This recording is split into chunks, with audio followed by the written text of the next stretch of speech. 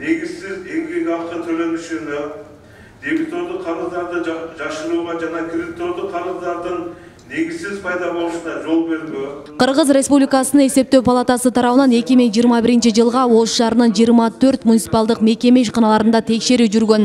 Жыйынтыгында финансылык тартип бузган 10 ишкана аныкталып, келтирилген зыян 40 миллион сомду түзгөн. Бул тууралуу бүгүн Ош шаардык мэриясынын коллегиялык жыйынында айтылып, аларга карата тиешелүү чаралар колдонулганы маалым болду. Ошол эле учурда зыяндын 35 миллион сому кайрадан ордуна коюлган.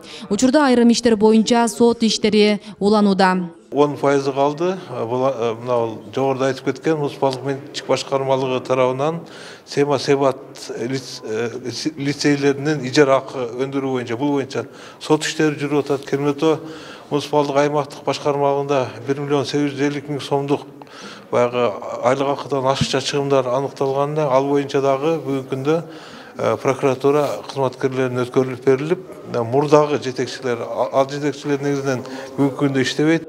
Ош мэриясында ички аудит кызматы ишке киргизилген. Милдети жергиликтүү казнадагы акча каражатына аудит жүргүзүү. Ал муниципалдык мекеме ишканаларды текшерүү менен гана чектелбей, мыйзам талаасын алып келүүгө көмөктөшөт. Жыйынтыгында ишканалар сертификатка ээ болуп, эсеп палатасына көрсөтүлөт. Ошолорго баягы окуу өткөрүш керек, аларга усулдук жардам көрсөтүш керек. Мекеме ишканалардын баягы бухгалтерлериначы сатып алуу боюнча адистерине усулдук жардам көрсөтүп, кандайдыр бир ошол аудит учурунда кемчиликтер аныкталса, аны четтетүү боюнча, аны мыйзам талаасын алып келүү боюнча ошол ички аудит иш жүргүзөт. Муниципалдык аймактык башкармалыктарында кадр маселелери боюнча да мыйзам бузууларга жол берилген. Тиешелүү кызматтын текшерүүсүнөн кийин кемчиликтер жоюлуп, кызматка дал келбегендери жумуштан алынып эскертүү алышкан. Мындай катачылык Ош шаардык жаштар комитетине да аныкталган.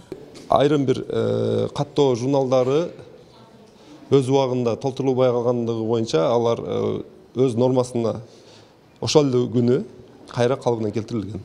Мыйзамда көрсөтүлгөн тартипте гана башкы эсепчи дегенде эсепчи деп оңдоп коюу.